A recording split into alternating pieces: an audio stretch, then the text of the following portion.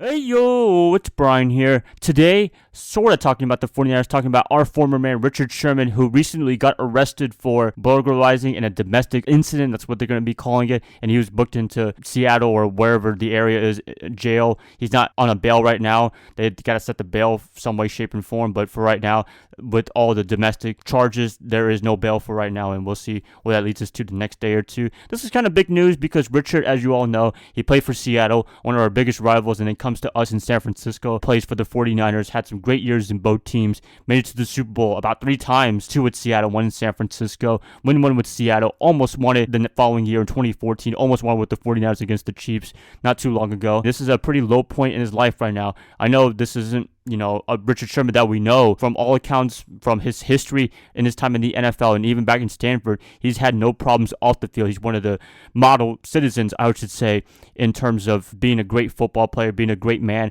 outside of it, because we've seen a lot of players that have a lot of off the field troubles. Frank Clark, right?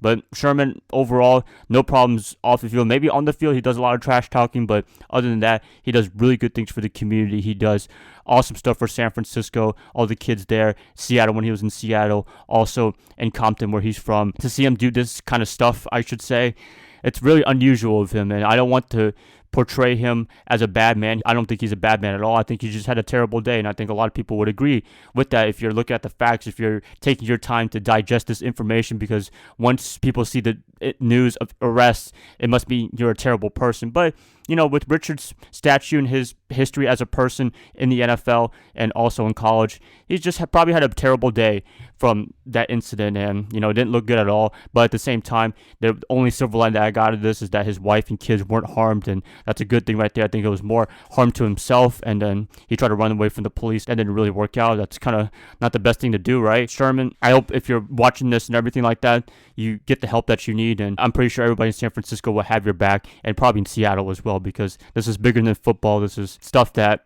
you don't play around with, I should say, for anybody, to be honest with you. That's how I feel about pretty much every football player, whether you're a 49er player, NFC West player, or just any team. You don't want any bad things to happen to you outside of the football field. You want to take care of your family, and I know Richard does a good job at that, I'm pretty sure.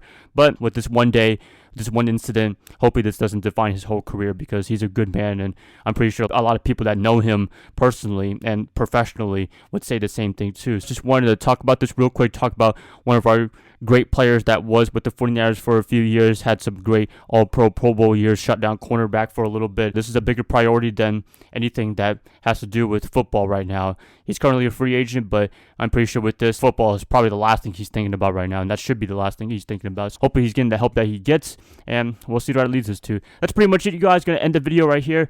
I hope you guys can digest this. I hope you guys actually read what's going on. There's actual 911 audio transcript of this. I'll probably have a link in the description for that. Adam Schefter, he has a tweet from his wife, quote unquote, so I'll put a link to that as well. I hope you guys have a great rest of your night. I guess go Niners all day, and Richard, hopefully everything's okay with you.